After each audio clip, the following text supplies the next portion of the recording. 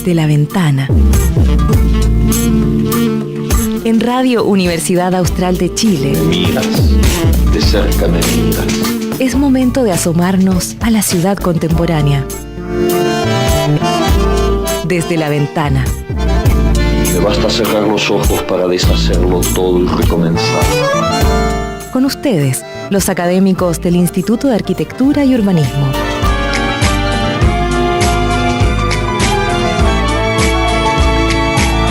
Yo te siento temblar contra mí, como una luna en el agua.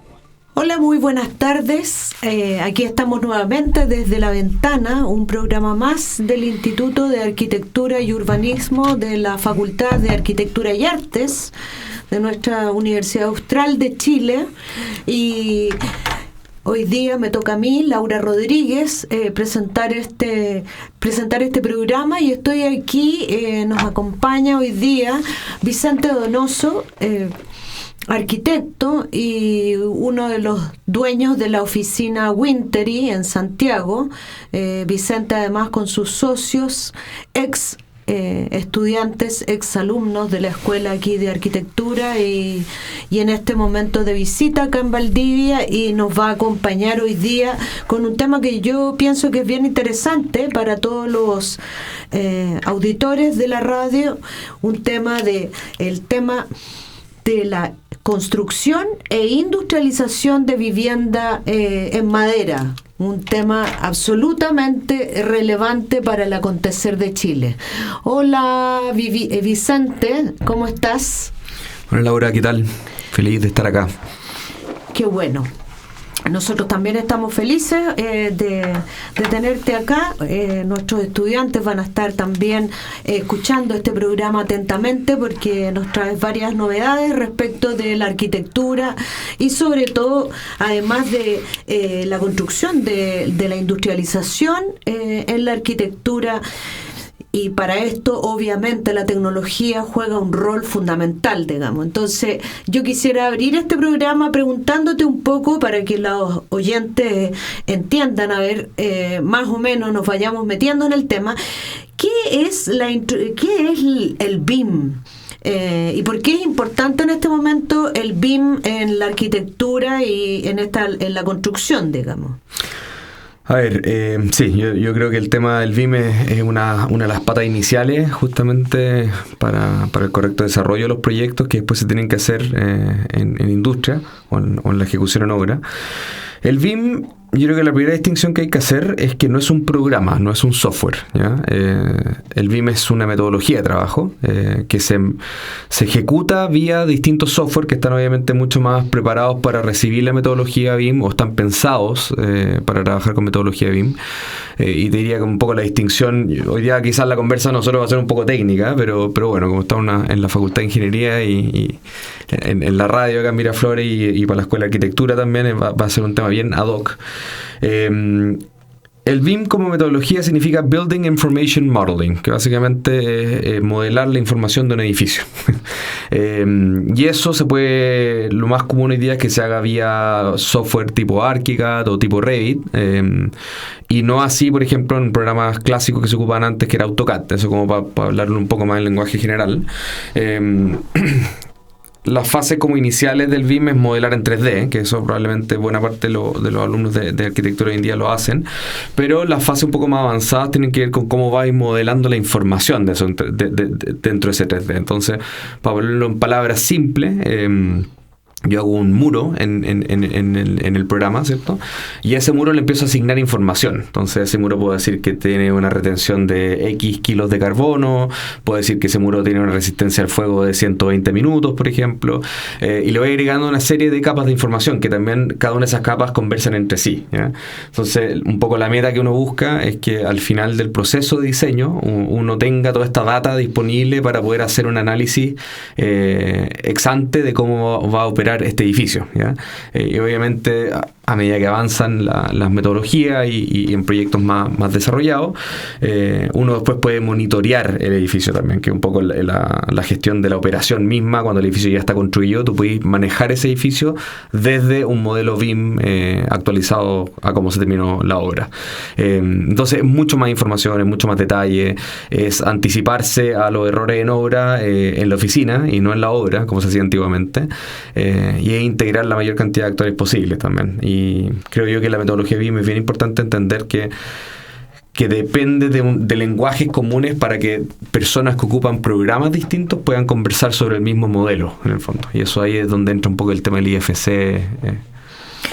Y en ese sentido, si nos pudieras contar, por ejemplo, porque imagino que todo esto tiene sus desafíos, digamos, ¿cuáles serían los principales desafíos para implementar el BIM en proyectos residenciales, por ejemplo? Yo creo que el principal desafío es tener arquitectos e ingenieros que trabajen por lo menos con un nivel de usuario intermedio con los programas, en el fondo. O sea, ¿son muy difíciles? Son difíciles, se requieren harto años. Yo me acuerdo que yo empecé con ArchiCAD en primer año en la universidad. Lo ocupo muchísimo, soy un usuario yo creo que bastante avanzado y todos los meses me pasa que descubro alguna herramienta nueva que me permite hacer algo más rápido. Y ese es un software en el fondo. Nos pasa mucho a nosotros que cuando se contratan personas recién salidos de la universidad, hay una deficiencia importante en el uso y entendimiento de la herramienta puntual, en nuestro caso de ArchiCAD, y yo sé que muchos colegas míos les pasa con arquitectos que trabajan en Revit. Entonces, el primer desafío es tener usuarios que hablen más o menos el mismo idioma. Y hoy en día, para toda la tecnología que está dando vuelta, todos los desafíos, saber utilizar una herramienta BIM poderosa, tipo Revit o ArchiCAD, yo creo que es crucial. O sea, si no estás hablando el mismo idioma, ¿no? Y entonces, si tú tienes que, si tú usas este BIM, por ejemplo, ¿cuáles podríamos decir que son los réditos de esto en términos de eficiencia y costo a hacer las cosas como se hacen tradicionalmente? ¿Cuál es el beneficio de esto, de usar BIM? Hay un gráfico, que como no estamos haciendo esto visual con computador, pero hay un gráfico bien interesante que muestra en el fondo el uso del tiempo a medida que el proyecto avanza, en el fondo. Entonces, y los cambios. Entonces, si antiguamente tú, al principio del proyecto, los cambios que hacías en AutoCAD, para hablar de lo que ocupaban prácticamente todos, eran muy rápidos, en el fondo. A medida que el proyecto avanzaba en el tiempo, cualquier cambio que te pedían en AutoCAD se volvía exponencialmente más alto, en el fondo, porque a medida que tú partías un proyecto con una planta, en el fondo, entonces tú en AutoCAD dibujáis la planta. CAD es Computer Assisted Drawing, eso significa CAD, y de ahí salió AutoCAD. Dibujáis una planta, vais corrigiendo sobre esa planta, y a medida que el proyecto evoluciona, esa planta se le van generando alzados, cortes, detalles constructivos, ¿cierto? Pero ninguno de esos elementos está automatizado con la planta original. Entonces, si yo, por ejemplo, en la planta cambio una ventana, ¿cierto? A medida que yo tengo una serie de capas de nuevos dibujos, yo tengo que manualmente actualizar cada uno de esos dibujos. Entonces, en la planta, después yo tenía una elevación donde esa misma ventana estaba, tengo que recordar hacer esa actualización de esa ventana también en la elevación, después los planos de puerta, etcétera. Entonces, a medida que el proyecto avanza, los cambios se vuelven más caros, ¿ya? Con metodología BIM es todo al revés, en el fondo. Entonces, si bien al principio en AutoCAD tú podías hacer una planta muy rápida y corregir con el mandante bien ágil, en ArchiCAD es un poco más, o en Revit es más complejo, porque tenéis que asignarle un espesor a los muros, ciertos componentes constructivos, ¿cierto? Tenéis que definir las alturas de los pisos, los cielos, agregar información del mandante, una serie de elementos que hacen que de repente esté 1 hora, 2 horas antes de poder recién estar dibujando un plano, ¿ya? Pero una vez que ya entráis en la fase de diseño de modelado, porque es simultáneo, todos estos dibujos que te hablaba antes, las elevaciones, los cortes, los detalles constructivos, están integrados a un modelo, en el fondo, se sacan de este modelo. Entonces es automático. Si yo cambio una puerta en la planta, lo estoy cambiando automáticamente en las 7, 8, 14 vistas que tengo asignadas de ese modelo. Entonces, a medida que el proyecto avanza, los cambios que vayan a ser solicitados son económicos, en el fondo, no suben exponencialmente como en metodologías más antiguas, más clásicas. Y en ese sentido, te voy a sacar un poquito de este tema súper técnico para llevarte un poco a algo que yo creo que interesa mucho acá en el sur. Uno, porque está puesto o es parte importante de la matriz productiva de esta región de los ríos, región de los lagos, las regiones en general boscosas, digamos, del sur de Chile, y que además nosotros también se considera que la madera, digamos, es un elemento muy sustentable, ¿cierto?, para la construcción. Yo sé que ustedes trabajan mucho en la oficina en Winter, y trabajan mucho con madera, digamos, con estructuras de madera. No sé si tú me podrías hablar acá y contar a todos los auditores ¿por qué elegir madera como material de construcción en vivienda? Ya que ustedes la usan mucho. Sí, nos gusta harto, y con los años se ha vuelto más fácil poder especificar estructuras de madera. Cuando nosotros partimos trabajando, la madera en general para casas de un poco más alto estándar tenía mala fama. En el fondo la gente se quería hacer casas sólidas, están las casas de hormigón, de ladrillo. Hoy en día se masificó mucho la estructura ligera, y dentro de las estructuras ligeras tenéis dos alternativas principales, que es el metalcon, que son estos perfiles de acero galvanizado, y la estructura tradicional de madera de 2x3, 2x4, etcétera, ¿cierto? La construcción en madera, la construcción liviana, la construcción seca también, que se dice, porque no ocupa agua en su producción, al revés de la mampostería y el hormigón armado, que requiere mucha agua para fabricarse. Está masificado en Estados Unidos hace muchísimos años. En el fondo los norteamericanos construyen con balloon frame, como le decían, hace 300 años, fácil, desde la colonia. Balloon frame, de hecho, un detalle al margen, esto para la cultura general. En la ciudad de Valparaíso, la ciudad se construyó durante la colonia, se construyó con casas de estilo colonial, y por eso no podían escalar tanto por los cerros de Valparaíso. Y cuando empezaron a llegar esas colonias, las colonias de extranjeros, que llegaron británicos, alemanes y de Estados Unidos también llegaron, ellos trajeron esa técnica de balloon frame, y con esa pudieron empezar a treparse a los cerros de Valparaíso. Valparaíso hoy día es lo que conocemos, digamos. Mira. Ese fue el detalle histórico. Sí, pues es un sistema de construcción muy antiguo. De hecho, acá en Chile lo ocupaban también los alemanes con las estructuras de madera que hicieron, con los encamisados con laurel, que uno todavía puede ver. Obviamente mezclar balloon frame con la calidad de las maderas que hay en Chile, cuando teníamos maderas más viejas, es bien espectacular. Pero entonces tenía esas dos alternativas, que es el acero galvanizado y la madera. Hoy día es más fácil especificar madera. La gente tiene una mejor opinión. Está todo el tema de captura de carbono que tiene la madera. Y a nivel de estructuras, la madera es el único material que nosotros podemos hacer crecer, en el fondo. Es el único material constructivo renovable. Lo digo en estructuras porque hay aislación que viene de lanas de oveja, por ejemplo, de algas. Hay miles de innovaciones, pero a nivel de estructura, hasta el momento lo masificado es la madera. Obviamente el origen sustentable de los bosques donde se originen es otro tema a debatir, pero en el fondo nosotros como arquitectos e ingenieros tenemos el beneficio en Chile de tener muy buena madera, tanto nativa como la de pino, que es la que se genera, o la más común que uno ve. Así que a nosotros nos gusta porque es liviano, es rápido, es un best value que le decimos, o sea, es un buen valor para el cliente en el sentido de que tiene una casa muy firme, muy duradera, pero también con una economía racional. Tiene todos los elementos de sustentabilidad que uno esperaría. La madera en sí es un puente térmico es un menor puente térmico que fierro, que el acero, entonces también ayuda en ese sentido al confort térmico de la casa. A nivel de acero tiene mejor resistencia al fuego que el acero. O sea, las estructuras de acero cuando llegan a un punto se derriten y colapsan. Las estructuras de madera muchas veces, cuando tú ves un galpón quemado, las vigas laminadas quedaron ahí medias quemadas pero siguen paradas. En el fondo no tiene un colapso inmediato, no me acuerdo bien cómo se llama en este minuto. Entonces también hay un componente de seguridad seguridad que es relevante. Y entre el acero galvanizado y la madera estructural, uno requiere mucho menos refuerzos estructurales para la madera que para el acero galvanizado, que tiende a ser un poco más débil. Tú entonces has mencionado aquí algunas de las ventajas de construir en madera, lo cual, como dices, también hay países ya que vienen construyendo hace mucho tiempo, incluso ahora construyendo edificios.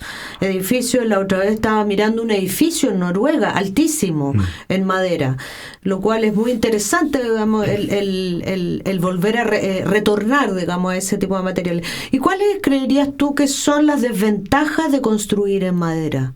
Pues me imagino que debe haber alguna. A ver, yo creo que hay muchas desventajas que tenía construir en madera que se han ido resolviendo de manera importante con la tecnología en madera. Uno de esos son los procesos de impregnación, que yo creo que hay un tramo todavía para hacerlo un poco más sustentable, o más ecológico, mejor dicho. Pero antiguamente todo el problema de las termitas, de los hongos, etcétera, se han ido resolviendo con distintas soluciones químicas y también soluciones de arquitectura, un poco retomar lo que antiguamente se hacía. O sea, el mismo tema en el sur con las fachadas ventiladas, la importancia de que el revestimiento exterior de la casa esté separado por una línea de viento, en el fondo, de un encamisado, que permita que la unidad, el edificio, respire, en el fondo. Entonces, si se moja la madera por fuera, que esa madera que está mojada por fuera, que está más húmeda, no esté tocando la estructura de madera del centro. Entonces, y si lo hace, que logre tener un espacio donde se va secando con el tiempo, ¿ya? Las casas alemanas antiguas están todas hechas con fachadas ventiladas, y por eso esas fachadas de madera, bueno, obviamente mezclado también con la calidad de las maderas, duraban muchísimo. Desventaja te diría eso, o sea, cuando no hay un buen diseño arquitectónico de detalles, se pueden cometer errores importantes en cuanto a la durabilidad de esos materiales. Obviamente también a nivel de resistencia al fuego, una estructura de hormigón armado tiene una mejor resistencia en general que una estructura de madera, pero por eso ahí es donde uno tiene que hacer todas esas mitigaciones de buen diseño arquitectónico, en el fondo, para mitigar los riesgos de las chimeneas, de los puntos calientes rozando con puntos de madera. Hay que hacer un buen análisis. En ese sentido Perdón, Laura, sí. Último, yo te diría que en general también a nivel de forma arquitectónica, el hormigón siempre ha sido más práctico. O sea, hacer una forma curva, una cúpula, etcétera, es más fácil hacerlo en hormigón armado, es más libre para la pluma que la madera. La madera tiene sus restricciones. Es más fácil hacer una losa delgada en hormigón armado que hacer un entrepiso embolado de madera. Te va a hacer un ancho más delgado. Entonces ahí te diría que son las desventajas. Hay que saber maniobrar. Entonces, de acuerdo a lo que hemos conversado acá, ¿tú considerarías ahora, por ejemplo, que estamos en un buen momento para, por ejemplo, industrializar la construcción en madera de viviendas, por ejemplo?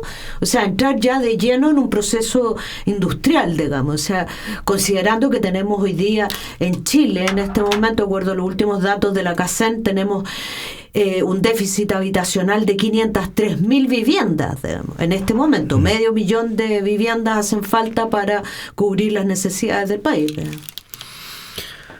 De todas maneras, y se está haciendo. O sea, lo que nosotros ya vamos en la segunda casa que hicimos en una fábrica, básicamente. Yo diría que el principal componente hoy en día que impide la industrialización de la vivienda completa es el tema de fundaciones y radieres, de entrepiso, de piso ventilado, etcétera. O sea, ¿a qué me refiero con esto? Que tú hoy en día ya tenés, yo conozco 3 fábricas grandes de la importante, que una es Patagual, que está en Concepción, la otra que es Edoe, que está en Santiago, y Baumax, que también está en Santiago. Baumax es de industrialización de hormigón, entonces las casas las hacen en muros de hormigón y se van y se montan a terreno. Y Edoe y Patagual son en tabiquería de madera, construcción tradicional industrializada, en el fondo. Pero todas esas soluciones fallan o quedan cortas, no es que fallen, quedan cortas, en que no resuelven el problema de las fundaciones de las casas. Entonces todos los cimientos, sobrecimientos, radieres, movimientos de suelo siguen siendo un proceso bien artesanal hoy en día.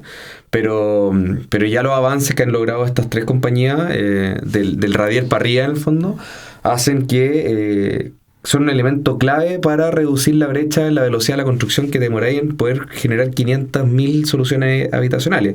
El MIMBU con el ministro Monte yo creo que han hecho una muy buena pega hoy en día fomentando este proceso de industrialización de madera, de vivienda en madera. Creo que elemental, y han hecho algo que es bien interesante, que han generado soluciones tipo en el fondo. Entonces hay 3, 4, 5 proyectos que ya tienen sus soluciones térmicas, energéticas, constructivas validadas por el mismo. Por ende, el proceso de aprobación de los permisos para esas edificaciones para vivienda social es mucho más expedito. Que debiésemos tratar de apostar eso en varios niveles más, creo yo. Pero esa estandarización es clave. Yo creo que es la manera como se puede mejorar esta brecha que tenemos hoy en día, que es bien terrible tener 500.000 viviendas faltantes. Bueno, muy interesante lo que hemos estado conversando. Aquí estamos con Vicente Donoso, gerente general y socio de la oficina Wintery en Santiago, que han desarrollado, hay varios estudiantes que te siguen ahí, siempre comentan de tu oficina, la oficina de ustedes. Gonzalo Navarro, Rocío Enríquez y Vicente Donoso, ahí que lideran esta oficina Wintery en Santiago. Vamos a hacer un pequeño alto ahora y vamos a escuchar el tema musical pedido expresamente por el invitado, que es Escalera al Cielo de Led Zeppelin. De Led Zeppelin, gran tema, así que vamos a escuchar ese tema.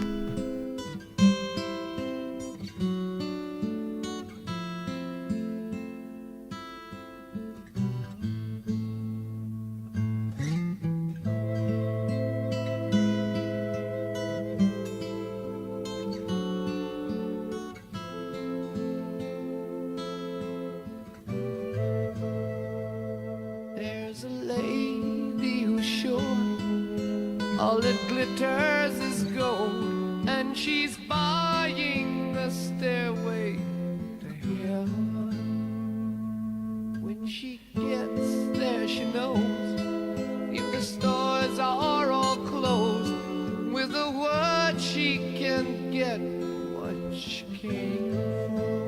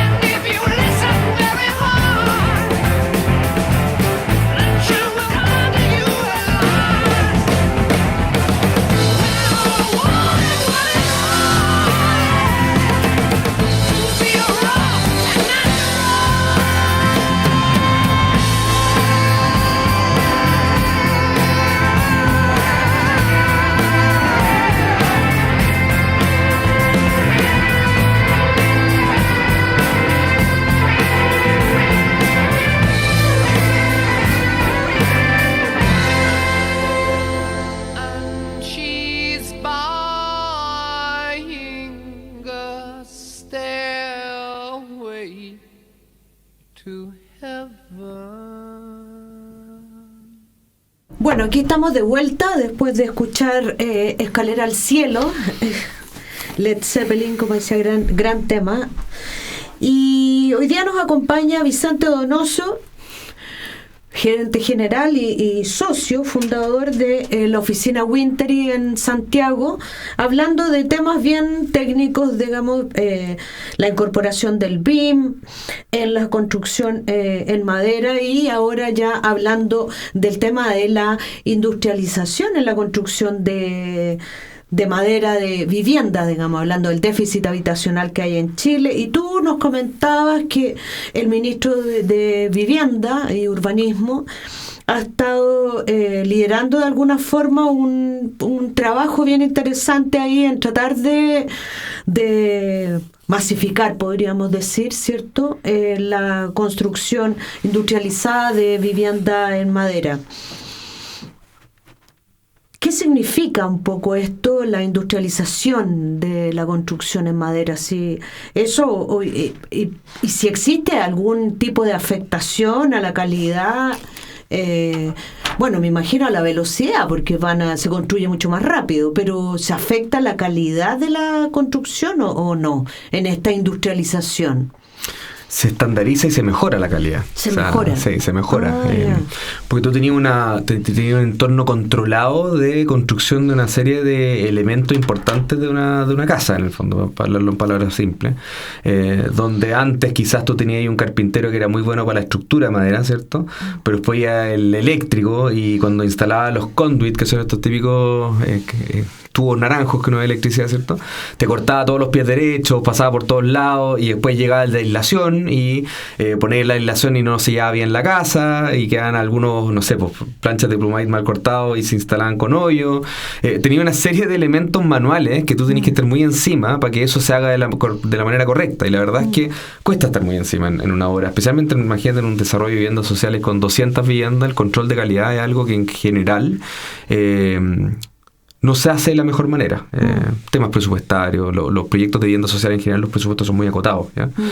Entonces, al hacerlo en una fábrica, obviamente, con todas las normas ISO que respaldan la calidad, el control de calidad, que están todos los procesos grabados, están documentados, hay supervisores, ¿cierto?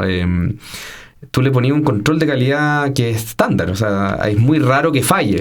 Es una línea de producción bien mecanizada, y hay un componente también de maquinaria automatizadas que van haciendo varias labores que son bien interesantes, en especial las partes de atornillado, de clavados de plancha. Hay varios elementos ahí que hoy en día ya son hechos por una máquina más que una persona, así que te diría que es puro upside, ¿sabes? Pura mejora para el proceso actual. Yo lo he visto en 2 horas que hemos estado, y la verdad es que la calidad es gigante. Ahora, tenía un elemento que obviamente es manual, que impacta, que depende mucho de quién lo hace, que es el montaje. Una cosa es la fabricación de todos estos paneles en una fábrica que obviamente cumplen con una serie de estándares, pero después esos paneles se tienen que ir a obra y montar. Entonces, si la constructora te dejó mal el radier, por ejemplo, y está chueco el radier, va a tener un problema de montaje. Si la empresa que monta las plumas, las grúas que ocupó, no sé, no las calibraron bien, qué sé yo, va a tener problemas, obviamente, pero hay que asumir que son menos problemas de los que tenía ahí antiguamente con todo el sistema a mano, o tradicional, con carpinteros, en el fondo. O sea, se producen hartas, como dices tú, hartas ventajas acá respecto de la construcción industrial en viviendas de madera. Y en ese sentido, me imagino, hay muchas innovaciones, ¿cierto? Hay mucha innovación, hay mucho de aprender en el camino. ¿Cuáles serían entonces, cómo ves tú que las innovaciones recientes de la tecnología BIM, por ejemplo, cómo han mejorado la construcción de viviendas en madera? Porque lo usan, ¿cierto? Buena pregunta.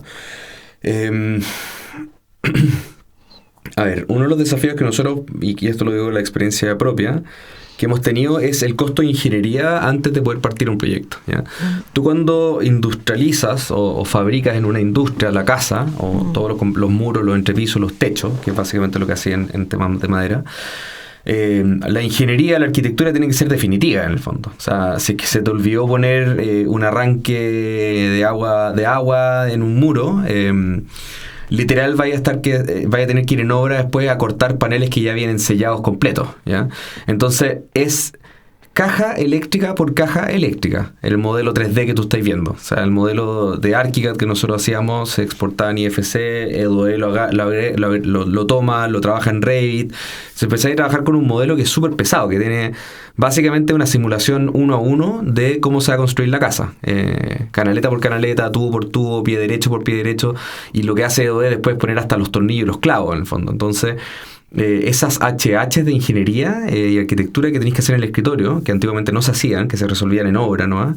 Requiere una planificación que es importante, una coordinación que es relevante, porque, insisto, todas las cosas que no dejes diseñado son errores después en obra directo. O sea, son cosas que tienen que cortar paneles, cortar vigas, y juega un poco en contra de este principio de eficiencia que uno busca con la construcción industrializada.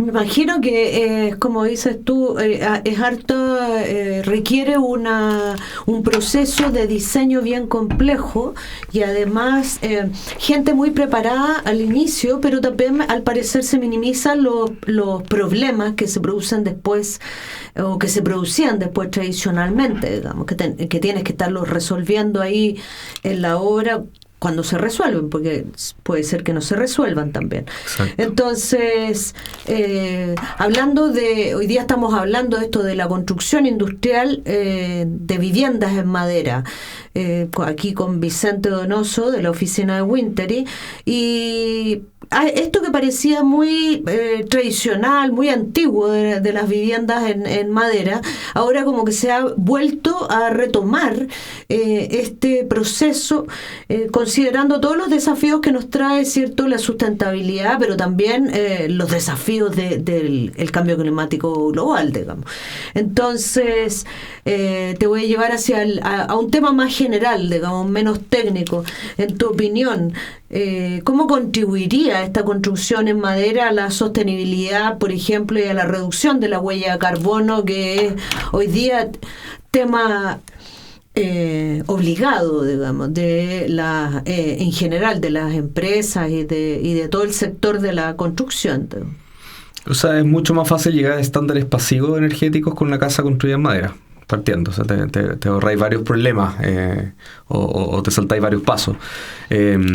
Como decíamos antes, un poco la madera es estructuralmente el único material que tenemos hoy en día que lo podemos hacer crecer nosotros y volver a hacer crecer vía los bosques. Es un elemento que una vez que va capturando carbono mientras crece el árbol, ese carbono en la madera sigue estando capturado hasta que la casa se pudra o se queme en el fondo. En los bosques los árboles cuando se vuelven viejos se caen y el momento de empezar a podrirse el árbol en el piso empieza a liberar de vuelta el CO2 a la atmósfera en el fondo. Entonces construir edificaciones de madera que estén pensados para durar 100, 200 años es un aporte en la retención en el fondo de esa captura, y obviamente también fomentan más plantaciones de bosque. Ojalá que bosques más naturales, más diversos que lo que tenemos hoy en día, pero bosque en sí. O sea, ese es un tema importante. Lo otro que no es menor, que uno de repente no lo asocia tanto al cambio climático, más un tema de polución, que obviamente están los dos de la mano, pero a veces se ven como cosas separadas, es que la cantidad de residuos que se genera en una obra tradicional de albañilería, de hormigón, es brutal. Y son residuos que son residuos, o sea, no son reciclables, por decirlo así, ¿ya? Los residuos que se hacen en una obra que esté industrializada en madera son son mínimos, ¿ya? Está todo optimizado en la planta, vía computadores y un poco de inteligencia artificial, para optimizar los cortes de la manera correcta, en el fondo. Entonces, los despuntes, que son como esos típicos palitos que uno ve botados en la obra, son el mínimo, son el mínimo por no decir ninguno, ¿ya? Hay elementos que siguen siendo muy contaminantes, como por ejemplo las planchas de yeso cartón, pero eso, como vienen desde la fábrica, también se reduce muchísimo, ¿ya? Así que yo diría que el tema de la basura, de la generación de basura también en la obra industrializada en madera, es más amigable. Y en el peor de los casos, se genera una biomasa que puede ser utilizada para generar energía también. ¿Y casos de éxito, por ejemplo, que tú conozcas? que se esté casos de que se esté construyendo ya o que se haya construido? Hay muchísimos. Hay un proyecto que está, creo que en la etapa de licitación en Coyhaique, de construcción CLT, que es algo que no tocamos hoy día, pero que es bien interesante, que es el Cross Laminated Timber, ¿ya? Que son planchas de madera de pino, en el fondo, cruzadas. Entonces al final termina siendo como imagínate un panel de OSB, un panel de terciado, pero estructural, o sea, de 18 centímetros de espesor, 25 centímetros. Entonces tú te hacías un edificio, que esa es la manera como construyen los noruegos, en el fondo, los escandinavos, que son edificios de placas de madera al final del día. O sea, toda la estructura son vigas laminadas, pilares laminados y CLT, que son como unas losas de hormigón, pero de madera, ¿ya? En Coyhaique están haciendo este edificio. Yo he visto un par de casas ya con estructuras con CLT. Nosotros estamos cotizando un par de proyectos con losas de CLT, que son mucho más resistentes, son de una calidad realmente superior.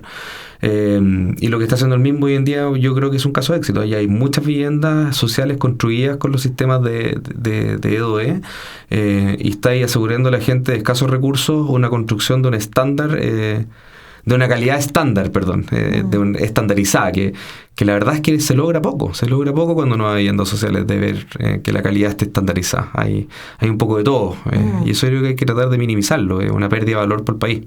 Y como arquitecto, Vicente, ¿qué valor le das, por ejemplo, al diseño de esto? ¿Qué consideras tú, o de los proyectos con éxito que tú has visto? ¿El diseño es relevante, no es relevante? Ya hemos hablado un poco de la relevancia del diseño aplicado estrictamente a la construcción, pero hablemos del diseño en general, como aporte al entorno urbano, si quieres.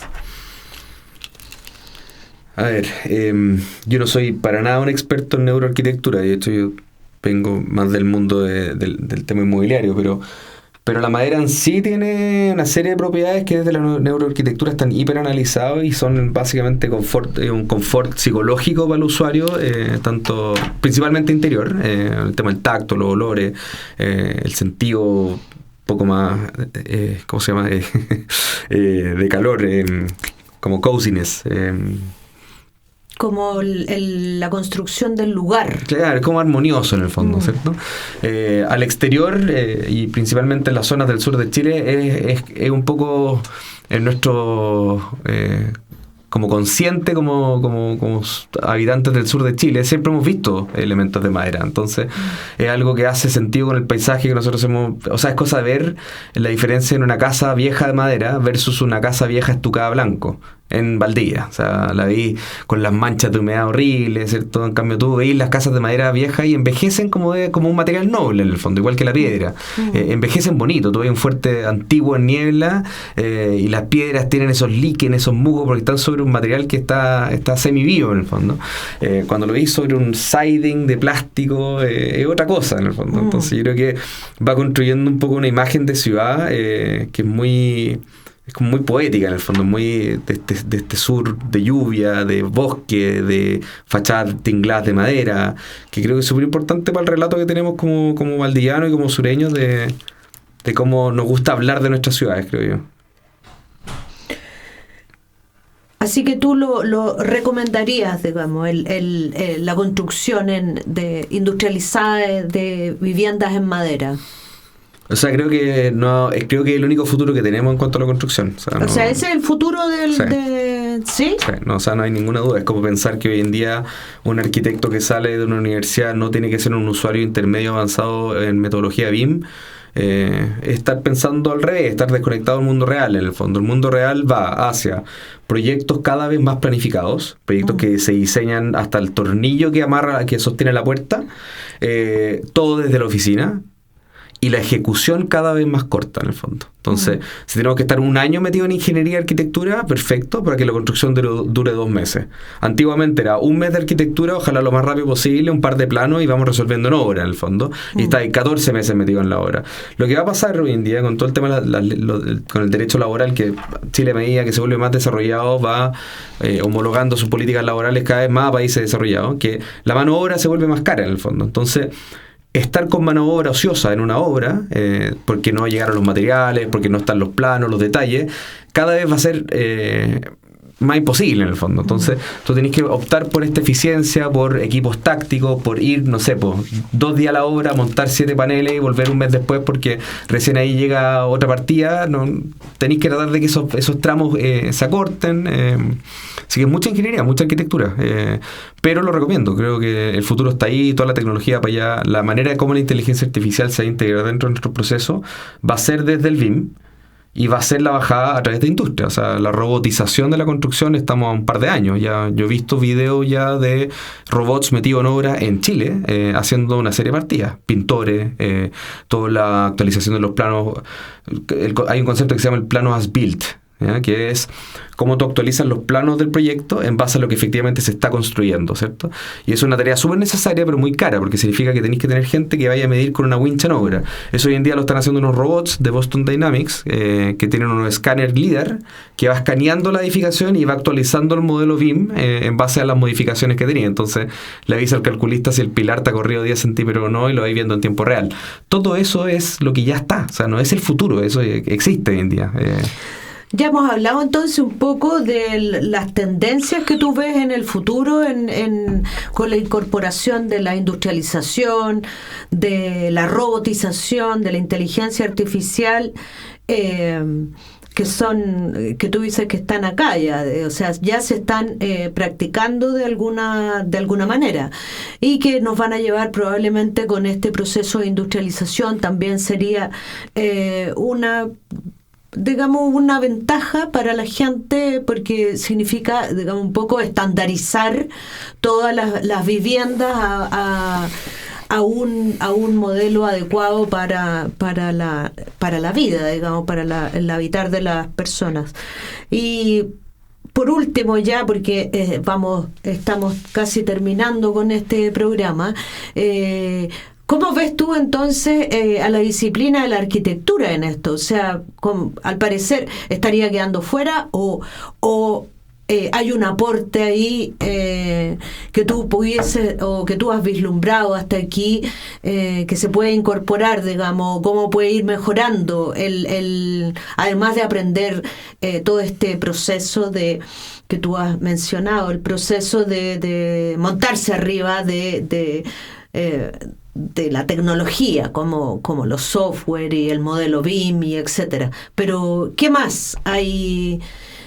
¿Cómo pensamos el futuro? ¿Cómo soñamos el futuro de la arquitectura en este contexto? Yo creo que nosotros como arquitectos somos el puente entre lo estético y la ingeniería. En lo que es nuestro mandato base de un arquitecto es la planificación de la construcción, en el fondo, el diseño de lo que se va a terminar construyendo, diseñar la habitabilidad de las cosas, y esa habitabilidad conectada con la estética, siempre con la estética. No podemos estar ajenos a eso, en el fondo. Obviamente hay arquitectos que se dedican a otras cosas, etcétera, pero el core, el oficio base del arquitecto es eso. Yo creo que hoy en día los arquitectos tienen que entender que tienen que tener no tenemos tantas patas, pero en el fondo es una pata en la estética, en el diseño conceptual, en el fondo, y siempre seguir profundizando en recoger las ideas del paisaje, el territorio, etcétera, ver cómo mi proyecto se emplaza dentro de una unidad geográfica.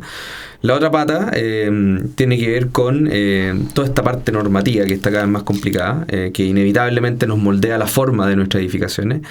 Y una tercera, o el brazo, que está metido dentro de todos los procesos tecnológicos. Hoy en día, si no tenemos la tecnología como una parte importante de nuestros activos laborales, en el fondo, como profesional, estoy limitado en cuanto a mi diseño, en el fondo. Y pasa mucho que tú veis que gente que no se maneja muy bien en herramientas tecnológicas son un poco esclavos del programa, son esclavos de la capacidad que ellos tienen para poder diseñar el programa. Si no sé hacer un techo curvo con metodología BIM, al final no hago el techo curvo porque no sabía cómo hacerlo y termina siendo cuadrado. Te estoy pasando algo bien simple. Entonces uno tiene que trabajar en desarrollarse en estas herramientas digitales para que sean un liberador de la cabeza, una pluma más, en el fondo. Que la tecnología sea emancipadora. Emancipadora, ¿cierto? Exactamente, no castigadora, esclavizante, tal cual. Y eso es súper difícil, eso es estudios, técnicas, trabajos, prácticas, pero como digo, o sea, la robótica ya está, estamos a 5, 10 años máximo, creo yo, de estar viendo robots en nuestra hora el día a día. ¿Cómo te vas a comunicar con ese robot? ¿Cómo lo vas a hacer entender qué es lo que tú querés lograr? Es vía planos digitales que estén codificados. Tus planos hoy en día van a tener una codificación vía distintas tecnologías para que le llegue un código al robot finalmente y el robot pueda interpretar ese código y ejecutar lo que tú estés mandatando. Entonces, tenemos que tener, por lo menos a esta altura, unos suficientes herramientas digitales que prontamente van a generar un idioma que codifique eso para poder ser ejecutado. Eso ya se ve hoy en día.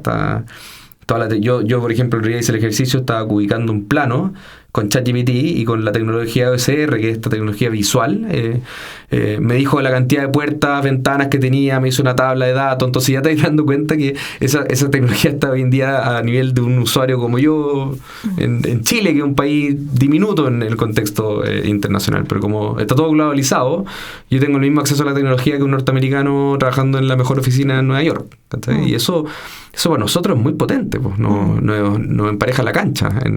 Así que yo creo que la tecnología es el trampolín que tenemos que ocupar los arquitectos y en general los profesionales en Chile para salir a jugar a las grandes ligas.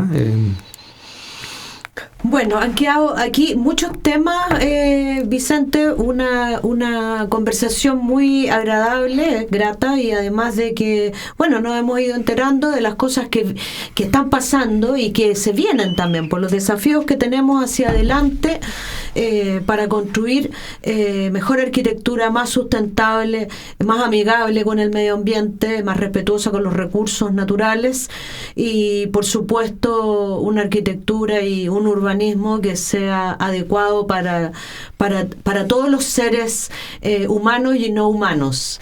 Así es que te damos las gracias, Vicente Donoso, que nos ha acompañado hoy día de la oficina Wintery en Santiago, ex alumno nuestro también, y éxito, Vicente, que les sigan yendo bien en sus proyectos. Muchas gracias, Laura. Feliz de estar acá. Creo que también, última palabra, importante no olvidar que los arquitectos tenemos que preocuparnos de la estética, así que sustentable, constructiva, eficiencia, pero siempre meter la estética dentro de lo que nosotros hacemos. Es una batalla que hay que dar siempre para mejorar nuestras ciudades y nuestras edificaciones. Así que nada, gracias. Feliz de haber venido a participar y los felicito por el programa. Gracias.